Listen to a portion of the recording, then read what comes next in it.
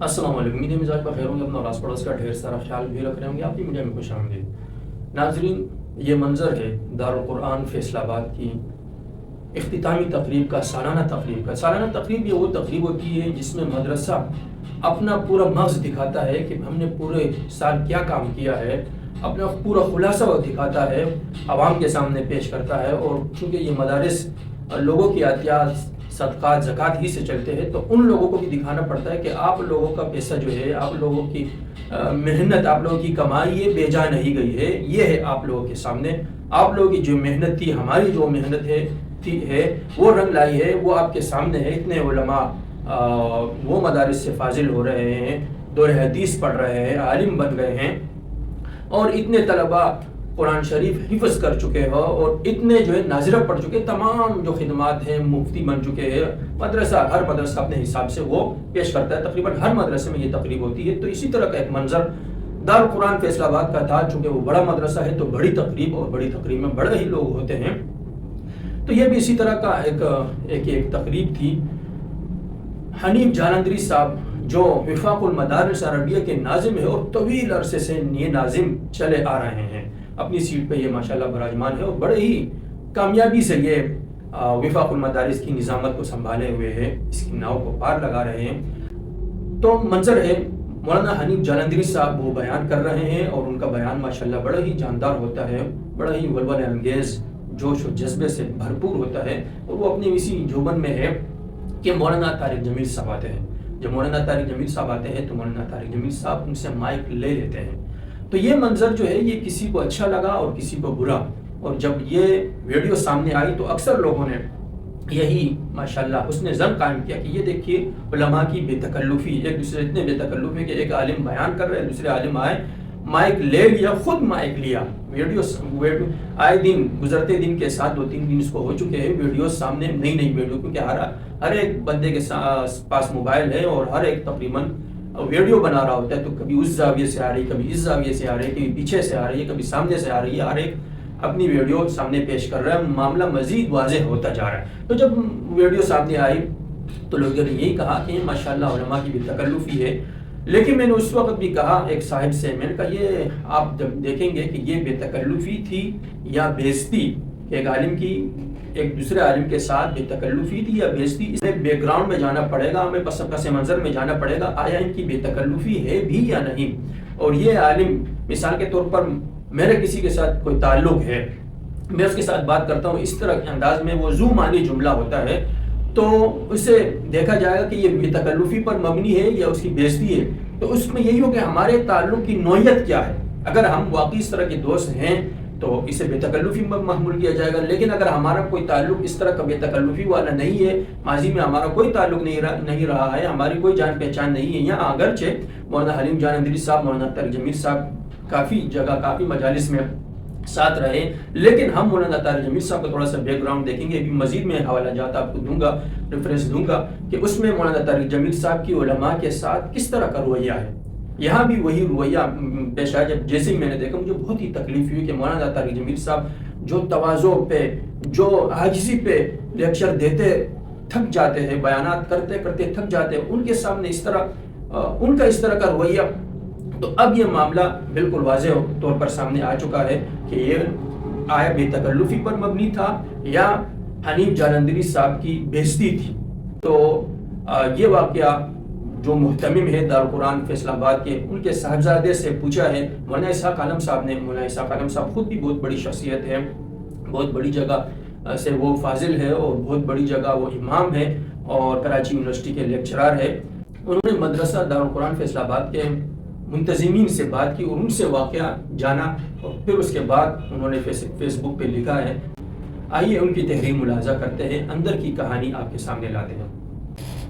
وہ لکھتے ہیں یہ اس ادارے کی سالانہ تقریب تھی جو اس وقت سوشل میڈیا پر وائرل ہے۔ یہ بات ذہن میں رکھنا بہت اہم ہے کہ اس جلسے میں مولانا طارق جمیل صاحب کی شرکت خود مولانا کے اصرار پر ہی ہوئی تھی، یعنی انہوں نے مولانا صاحب کو نہیں کہا کہ آپ آئے، مولانا صاحب خود آئے تھے۔ آگے دیکھیے،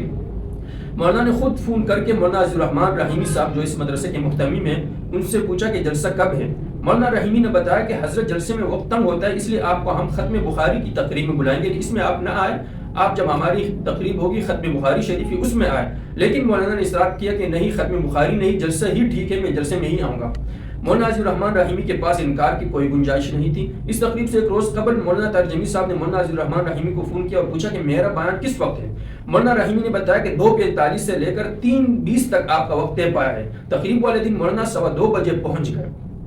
مولانا رحیمی صاحب بتا رہے تھے کہ آتے ہی مولانا کا رویہ اتنا جارحانہ تھا کہ میں سمجھا شاید ہماری پہلی مرتبہ ملاقات ہو رہی ہو، اور حاکمانہ انداز میں غصے سے مجھے کہا کہ میرا بیان کرواؤ ورنہ میں گاڑی میں بیٹھ کر واپس چلا جاؤں گا۔ مولانا عزیز صاحب نے سمجھایا کہ حضرت آپ کا 2:45 بجے کا وقت ہے اور اس وقت مولانا حنیف جہانگیری صاحب کا بیان چل رہا ہے جو 10-15 منٹ میں ختم ہو رہا ہے، آپ اتنی دیر انتظار کر لیں۔ لیکن مولانا نے ایک نہیں سنی اور سیدھا اسٹیج پر چلے گئے، اور پھر جو ہوا وہ سب کے سامنے ہے، آپ کے سامنے انہوں نے مائک پھر لے لیا اور یہ بھی پھر کہا کہ مولوی وقت کے پابند نہیں ہوتے، وہ وقت کی پابندی نہیں کرتے۔ اب یہاں آپ وقت کی پابندی نہیں کر رہے یا مولانا حنیف جہانگیری صاحب۔ یہ ویڈیو بنانے کا مقصد قطعاً یہ نہیں ہے کہ مولانا کی عزت میں ہم کمی لائیں۔ مولانا طاہر جمیل صاحب شروع سے ہمارے ہیرو تھے، ہیرو ہیں، اور اللہ کرے کہ ہیرو ہی رہیں۔ یہاں ویڈیو بنانے کا مقصد صرف یہ ہے کہ ان کے لیے دعائیں کی جائے کہ انہوں نے زندگی کے اتنے ماہ و سال گزار لیے، 70 سے اوپر وہ چلے گئے ہیں، تو اللہ تعالیٰ ان کا خاتمہ بالخیر فرمائے۔ انہوں نے جو بیانات کیے ہیں تکبر کے خلاف، کہ عاجزی اپنے اندر لایا، احادیث لوگوں کو سنایا،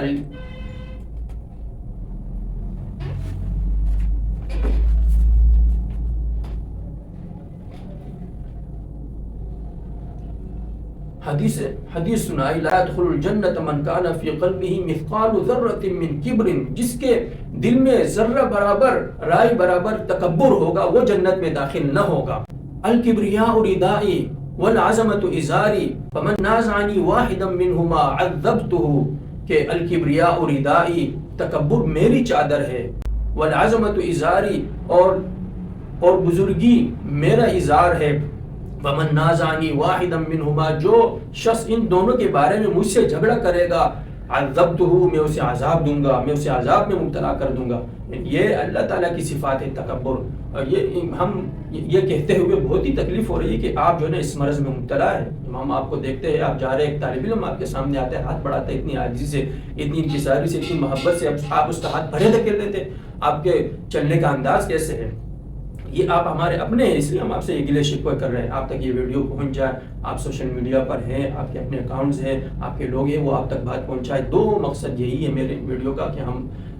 میرے جو سننے والے ہیں ان کے لیے دعا کریں کہ اللہ تعالیٰ انہیں جو راستہ وہ ہمیں بتا رہے تھے، ای راہ کہ تو می روی بترکستانس، وہ تو ہمیں عربستان جانے کا راستہ بتا رہے تھے، مکہ و مدینہ کا راستہ بتا رہے تھے، قرآن و سنت کی روشنی ہمیں دکھلا رہے تھے، اور جس راہ خود چل پڑے وہ تو ترکستان جا رہا ہے، وہ تو عربستان جا ہی نہیں رہا۔ مولانا صاحب، ای راہ کہ تو می روی بترکستانس، آپ تو ہمیں تکبر سے بچنے کے بارے میں بتا رہے تھے، آپ کے بیانات اس پر ہے،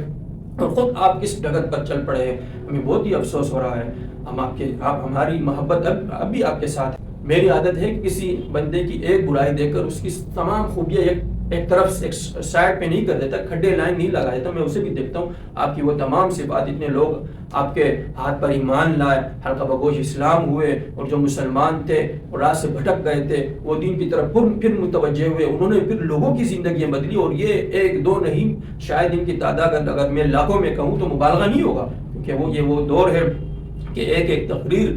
ایک بیان ملین لوگوں نے دیکھا ہوتا ہے۔ تو ہماری محبتیں اب بھی آپ کے ساتھ ہے، آپ کی دین کے لیے اتنی خدمت ہے، لیکن جو یہ آپ سے یہ حرکتیں سرزد ہو رہی ہے آئے دن، اس پہ ہمیں انتہائی افسوس ہے، اور اس افسوس کا اظہار کرنے کے لیے یہ ویڈیو بنائیے۔ ہم آپ کے لیے دعا گو ہیں، اللہ تعالیٰ آپ کو جو آپ ہمیں راہ دکھلا رہے تھے، حرم شریف جانے کے راستہ، نقش قدم نبی کے ہے، جنت کے راستے، اللہ سے ملاتے ہیں، یہ سنت کے راستے، اس سنت والی زندگی پر اللہ ہمیں بھی چلائے اور آپ کو بھی چلائے، اور اس طرح کی جو صفات ہے اس سے ہمیں دور فرمائے۔ آمین یا رب العالمین۔